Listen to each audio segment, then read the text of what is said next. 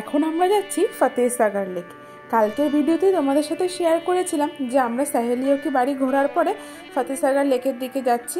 তো সাহেলিও কি বাড়ি থেকে ফতেহসাগর লেকের ডিস্টেন্স খুব একটা বেশি না হওয়ায় আমরা একটা অটো বুক করে নিয়েছিলাম। মাত্র 2.5 কিলোমিটার মতো রাস্তা ছিল। এবার এখানে আমরা যাচ্ছি ফতেহসাগর লেক। সত্যি কথা বলতে আমি নিজেও ভীষণ অবাক হয়েছি উদয়পুরে এত লেক, এত গাছপালা এই সমস্ত দেখে।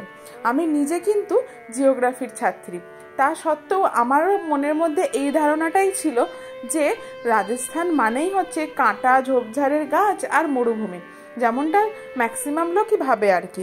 কিন্তু সত্যি কথা বলছি, এখানে এসে যখন আমি দেখলাম যে এত সুন্দর পাহাড়, পাহাড়ের গায়ে এত গাছপালা, তার সাথে এত বড় বড় লেক আছে এখানে, আর সত্যি কথা বলতে দেখে কিন্তু কোথাও মনে হচ্ছে না যে এখানে প্রতি বছর খরা হয় বা কিছু, নয়তো লেকে কখনোই এত জল থাকতো না। আর সত্যি কথা বলতে এগুলো কিন্তু সমস্ত ম্যান মেড লেক, মানে আর্টিফিশিয়াল লেক, মানুষের দ্বারা খনন করা লেক। তো সেইখানে এত লেকে যে এত জল আছে, তো তার কারণটা নিশ্চয়ই এখানে যথেষ্ট বৃষ্টিপাতও হয়, সমস্ত কিছুই হয়। তো যাই হোক, আমরা লেকটার কাছে পৌঁছে গেছিলাম। পৌঁছানোর পরে এখান থেকে মাম্মামের জন্য আমরা না একটা চশমা কিনেছিলাম। আর দেখো, চশমাটা পরে ও আবার কেমন একটা পোজ দিচ্ছে, ঠিক আছে।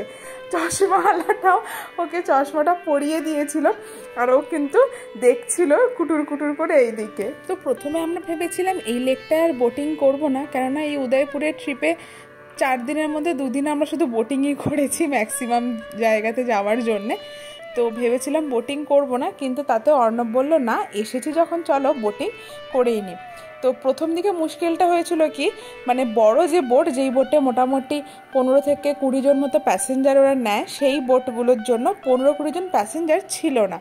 তো ওরা আমাদেরকে বলছিল স্পিড বোটে যেতে, কিন্তু সত্যি কথা মাম্মামকে নিয়ে স্পিড বোটে বসতে আমার প্রচণ্ড ভয় লাগছিল। তারপরে স্পিড বোট ছিল ওপেন, মানে হাওয়া দেবে প্রচণ্ড, তার উপর আবার একটা স্পিডে চলবে। ও যদি ভয় পায় তখন কি, জলের মাঝপথে যদি ভয় পাবে তো তখন আমাদের ফেরত চলে আসতে হবে না। তো এই অসুবিধাটায় পড়বো বলে ওকে নিয়ে আমরা স্পিড বোটে চাপিনি। তো আমরা কি করেছিলাম, ওই বড় প্যাসেঞ্জার বোটেরই অপেক্ষা করছিলাম, করে টিকিট কেটে ভেতরে ঢুকে গেছিলাম আর অপেক্ষা করছিলাম যে বড় প্যাসেঞ্জার বোটে মোটামুটি 15-20 জন লোক হলেই বোটটা ছেড়ে দেবে।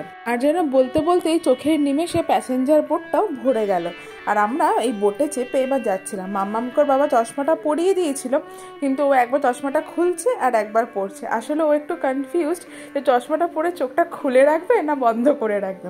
যাই হোক, আমরা এবার বোটটায় বসে গেছি, আর বোটটাও এবার চলতে শুরু করে দিয়েছে। দেখছেন কত বড় বোটটার অনেক প্যাসেঞ্জার এর মধ্যে ছিল। আর মাম্মাম কিছুতেই বসছিল না, ওই জন্য ওর বাবা ওকে দাঁড় করিয়ে রেখেছিল। এবার চলুন আপনাদের সাথে ফতেহসাগর লেকের যে ইতিহাসটা আছে সেটাও শেয়ার করে নিই। ফতেহসাগর লেকটির নামকরণ হয় মহারানা ফতেহ সিং এর নামে, আর এটি উদয়পুর সিটির উত্তর পশ্চিম দিকে অবস্থিত।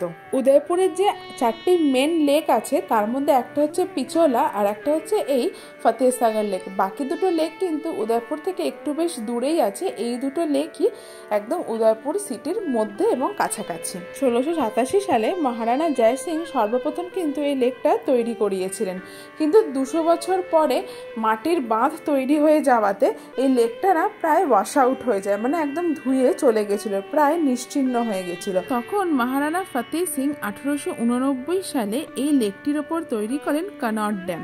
কনট ড্যাম নাম দেওয়ার কারণটি হচ্ছে সেই টাইমে মহারানী ভিক্টোরিয়ার ছেলে Duke of Connaught Udaipur visit করেছিলেন।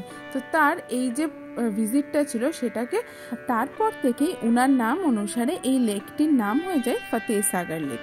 এই লেকটির ওপরে আবার 3টে ছোট ছোট আইল্যান্ড আছে। একটা হচ্ছে নেহেরু পার্ক, যেটা বোটে করে যেতে তো হয়, কিন্তু আমরা যেতে পারিনি কারণ এখন নাকি পার্কটি বন্ধ আছে।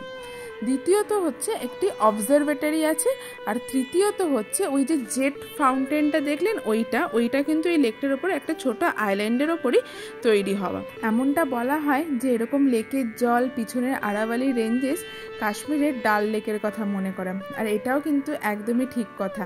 আমারও কিন্তু এখানে বোটিং করতে গিয়ে কাশ্মীরের ডাল লেকের কথাই মনে হচ্ছিল। আর সত্যি কথা বলতে এখানে বোটিং করতে করতে কোথায় যেন পিছনে দিল্লির কোলাহল, তারপরে ঘিঞ্জিপনা সমস্ত কিছু পিছনে ফেলে রেখে যেন চলে এসেছি। আর মাম্মামও কিন্তু এখানে বোটিং করে অনেক খুশি হয়েছিল। তবে একটু মুশকিল হয়ে গেছিলো কি, রোদটা যেন ওর গায়ে একটু বেশিই পড়ছিল, তাই জন্য বারে বারে ওর বাবাও কেরকম গার্ড করে বসছিল। আর এই যে এখানে বোটিং আমরা করছি, বেশ অনেকক্ষণ টাইম ধরে কিন্তু বোটিং হচ্ছিল।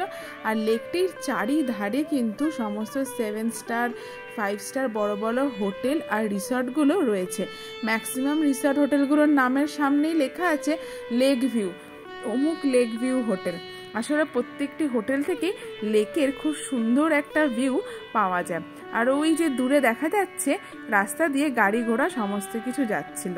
এই লেকটার ধারে কিন্তু এই অগাস্ট মাসে, মানে বিশেষ করে শ্রাবণ মাসে, এখানে একটি মেলা হয়, হরিয়ালি আমাবাস মেলা বলে। এখানে একটি অনেক বড় মেলা অনুষ্ঠিত হয়। এটা কিন্তু এখানে একটা বেশ জনপ্রিয় উৎসব। লেকটার ধারে যে রাস্তাটা আছে, সন্ধেবেলাতে ওখানে প্রচুর দোকানপাট বসে, একটা ছোটোখাটো মেলা মতনই বসে, আর সবাই ওখান থেকে সানসেট দেখতে আসে। কিন্তু আমরা আর অতক্ষণ অপেক্ষা করব না, কারণ এই লেকটা দেখেই আমরা আবার যাব একদম এই লেকটার অপোজিটে থাকা মহারানা প্রতাপের সংগ্রহালয় বলে একটা জায়গা আছে সেখানটাতে। আর ওটা দেখতেও কিন্তু বেশ খানিকটা টাইম লাগবে। তারপরেই আমরা হোটেলে ফিরে যাব, কারণ অলরেডি সহেলিও কি বাড়ি ঘোরা হয়েছে, তারপরে আবার এই লেকটায় এসছি, আবার ওইটাও ঘোরা হবে। তো মাম্মাম কিন্তু বেশ টায়ার্ড হয়ে গেছিলো। একটু রোদও ছিল, গরম সেরকম না থাকলেও রোদটার জন্য মামামের সাথে সাথে আমরাও কিন্তু একটু টায়ার্ডই হয়ে গেছিলাম। এবার আমাদের বোটিং প্রায় শেষ হয়ে এসেছিল। আর এই যে বোট থেকে নেমে মহারানা প্রতাপ সংগ্রহালয়ের ঠিক সামনেটা দাঁড়িয়েই আমি এই ভিডিওটা করছিলাম।